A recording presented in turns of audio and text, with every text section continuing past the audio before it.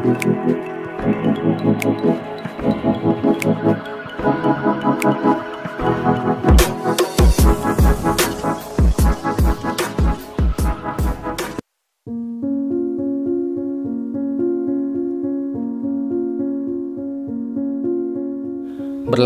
pada tahun 1825 di negara bagian Australia, kita diperlihatkan dengan seorang wanita yang bernama Clara Carroll. Clara memiliki suami dan satu orang anak. Clara dan suami adalah pendatang yang berasal dari Irlandia yang kini menjadi tawanan koloni Inggris. Saat ini Clara mendapat jaminan kebebasan, tapi sebagai gantinya, ia harus bekerja sebagai pelayan unit kolonial Inggris dengan kurun waktu selama 3 bulan yang dipimpin oleh Letnan Hawkins. Di malam itu, seorang inspektur datang ke pos mereka dengan tujuan untuk menanyakan apakah Hawkins layak atau tidak dijadikan kapten pasukan kolonial. Pada saat itu juga Hawkins dan anak buahnya mengadakan sebuah acara penyambutan. Clara diberi tugas untuk bernyanyi di acara tersebut. Dikarenakan suara Clara yang begitu indah, ia pun dijuluki sebagai The Nightingale, yang artinya seperti suara burung bulbul yang begitu merdu.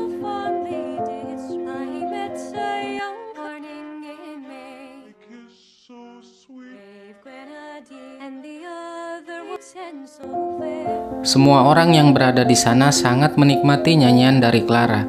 Setelah selesai bernyanyi, Hawkins memanggil Clara untuk datang ke ruangannya. Saat berada di dalam sana, Hawkins meminta Clara agar melayani hasrat nafsu bejatnya. Namun di sini Clara menolaknya. Ia berkata bahwa pelayanannya kepada dia sudah jatuh tempo semenjak 3 bulan yang lalu. Clara pun meminta surat kebebasannya. Mendengar hal itu, Hawkins pun marah lalu menampar dan mengatakan, "Untuk membebaskanmu itu urusanku. Sudah untung kamu ditolong keluar dari penjara."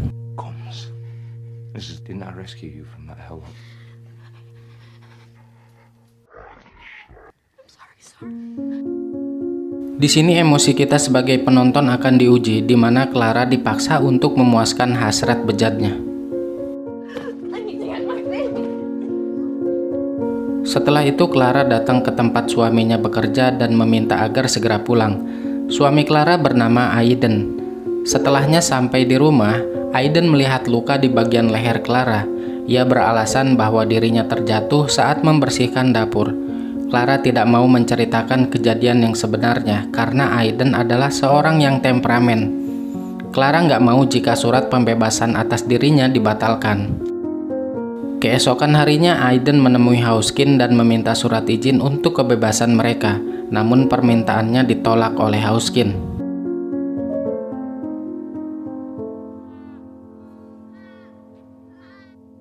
Di malam harinya ketika Hawkins minum-minum bersama anak buahnya, tiba-tiba Aiden datang dalam keadaan mabuk dan meminta surat kebebasan Clara.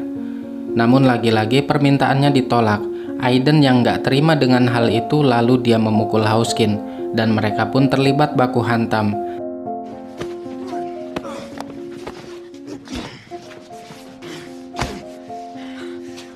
Saat mereka sedang berkelahi, ternyata sang inspektur melihat mereka. Atas kejadian itu, keputusan sang inspektur telah ditetapkan bahwa Hawkins nggak layak untuk dijadikan kapten pasukan kolonial. Dengan alasan untuk memimpin tawanannya aja nggak bisa, gimana mau memimpin pos yang lebih besar. Kemudian di sini Hawkins pun memohon-mohon kepada sang inspektur untuk mempertimbangkan kembali keputusan tersebut. Sang inspektur mengatakan jika ia ingin menjadi kapten kolonial, ia harus pergi ke kota Launceston dan menemui Mayor Beckley sebelum 5 hari ke depan. Namun untuk sampai ke kota tersebut, harus melewati hutan yang penuh dengan suku pedalaman, dan ini bisa memakan waktu lebih dari 5 hari.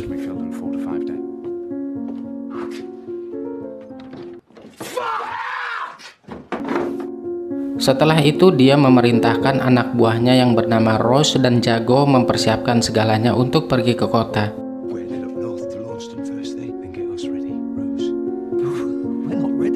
Sebelum berangkat, Hawkins meminta kepada anak buahnya untuk mendatangi rumah Clara dan mencegah mereka yang akan melarikan diri. Sesampainya di sana, Clara meminta Aiden agar meminta maaf kepada Hawkins atas apa yang ia lakukan kepadanya. Karena khawatir akan keselamatan keluarga kecilnya, Dengan terpaksa, Aiden pun meminta maaf.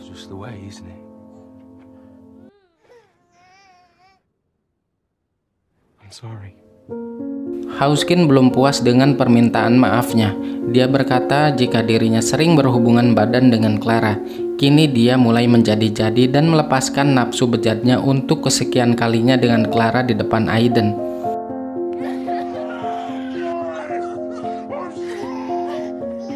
Setelah selesai, Hauskin menembak Aiden sampai tewas.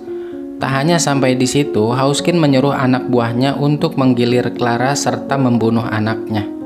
Kemudian mereka meninggalkan Clara dengan keadaan pingsan.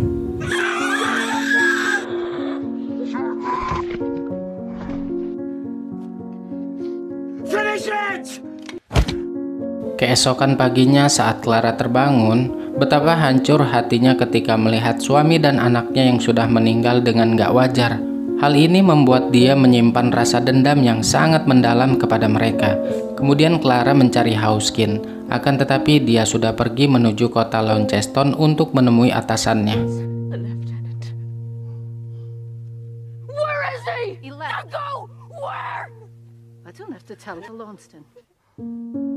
Tidak tinggal diam, Clara pun melaporkan kejadian itu kepada pejabat polisi militer kerajaan.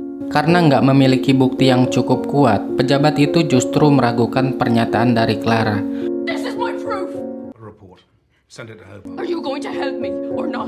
Akhirnya Clara memutuskan untuk mengejar Hauskin ke dalam hutan.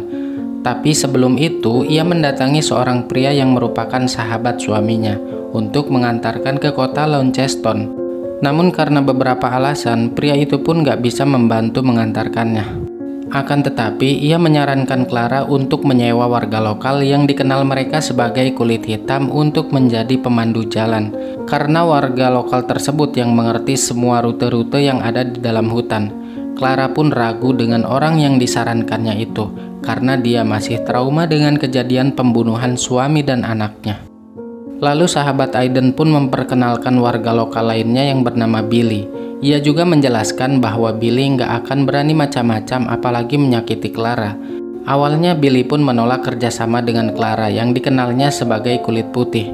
Tapi karena Billy dijanjikan oleh Clara akan diberi upah yang besar, akhirnya Billy menyetujui dan mau mengantarkannya. Di sini Clara juga berbohong tujuan perjalanan tersebut. Ia berkata kepada Billy akan menemui suaminya yang seorang prajurit di kota Launceston. Jika Billy mengetahui alasan yang sebenarnya, bahwa ia akan membalaskan dendam atas kematian suami dan anaknya, Billy pasti nggak akan mau membantunya karena itu terlalu beresiko.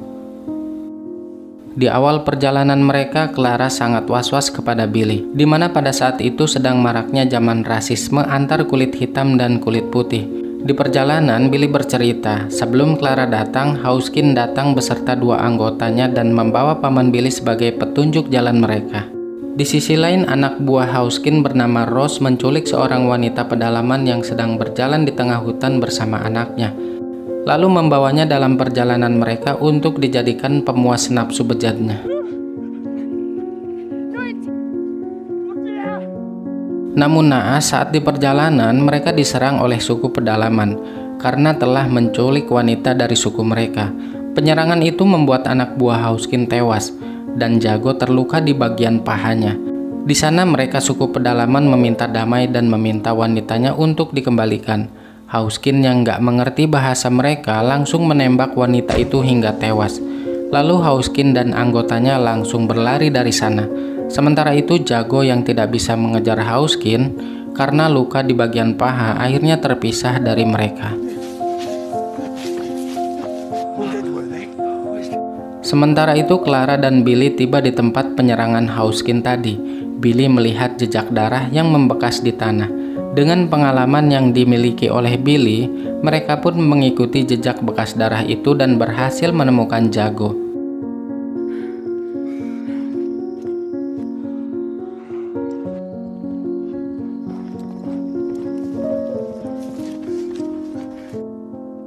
Dengan perasaan berkecamuk tak menentu mengingat kematian suami dan anaknya, Clara langsung menembak Jago dan menusuknya bertubi-tubi hingga tewas. I didn't mean to kill the beast. To be quiet.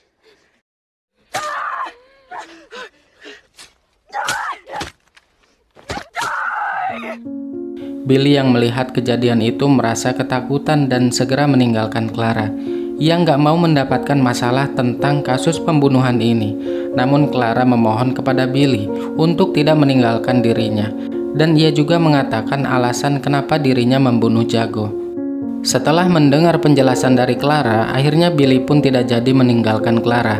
Billy sangat paham betul perasaan Clara saat ini, karena dia juga pernah mengalami kehilangan keluarga dan dibantai oleh kolonial Inggris. Seiring berjalannya waktu, hubungan Clara dan Billy pun semakin dekat, di mana sekarang Clara nggak was-was lagi kepada Billy. Di tengah perjalanannya, Billy melihat burung manggana, atau biasa disebut blackbird. Billy pun menjelaskan kepada Clara bahwa burung itu biasanya terbang menuju ke arah kota. Di sisi lain, paman Billy yang sebagai pemandu jalan menuju kota, sang paman pun mengubah rute perjalanan mereka, di mana sang paman membawa mereka ke arah perbukitan dan semakin jauh dari kota. Ia merasa kesal karena mereka telah membunuh orang-orang suku pedalaman. Akhirnya mereka tersesat. Rose yang merasa kesal dengan pamannya Billy, tanpa seizin Hawkins ia langsung menembaknya hingga tewas. Tentu saja hal itu membuat Hawkins sangat marah dan menghajar Rose, karena hanya paman Billy yang mengetahui rute jalan menuju kota. You need to get me off this mountain. King Abia. I'll give you 20 if you want. Boy! Bastard! Stupid! Fuck! Tak lama kemudian Billy dan Clara menemukan Hawkins serta rombongannya. Di sini Clara pun ragu antara menembak atau tidak. Saat akan menembak, Clara lebih dulu diketahui oleh Hawkins, dan Hawkins mencoba menembaknya. Beruntung tembakan itu tidak mengenai Clara.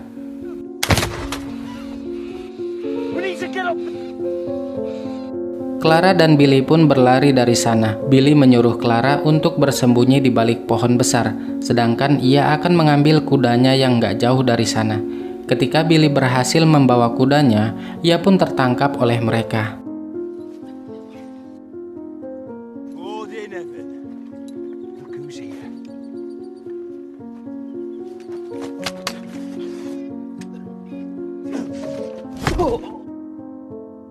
Ini Billy pun menjadi petunjuk arah perjalanan mereka menuju kota Launceston. Singkat waktu mereka sampai di jalan utama. Di sini Hawkins memerintahkan seorang bocah untuk menembak Billy, namun Billy berhasil melarikan diri.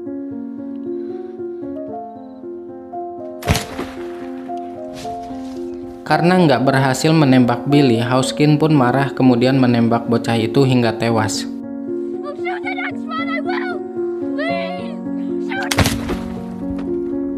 Di sisi lain, Clara yang terpisah dari Billy, dia pun tersesat di dalam hutan. Saat di tengah hutan, Clara melihat burung manggana. Ia pun teringat dengan perkataan Billy bahwa burung itu akan terbang menuju arah kota. Atas dasar hal itu, Clara pun mulai mengikuti kemana arah burung manggana terbang. Akhirnya Clara sampai di jalan utama. Gak lama kemudian Clara bertemu dengan Billy dan mereka pun melanjutkan perjalanannya ke kota Launceston dengan menumpang kendaraan yang melintas di sana. Singkat cerita, akhirnya Clara sampai dan menemukan Hawkins di sana, yang mana ia sedang mengadakan sebuah pertemuan dengan para petinggi-petinggi pasukan kolonial Inggris. Di sini Clara mempermalukan Hawkins dengan mengatakan semua hal yang telah ia lakukan kepada keluarga kecilnya. Semua orang seketika terdiam mendengar Clara. Setelah ia puas mempermalukan Hawkins di depan seluruh orang yang ada di sana, Clara pun pergi begitu saja. Whose husband and baby you murdered, that girl you raped. That girl died. She's just upset because I caught her. This woman's a lying thief. My horse. Not your whore. I'll have you arrested, you drunken whore. I belong to me and no one. Men and babies are killed when all the women are raped. Get out, mad woman. Lieutenant.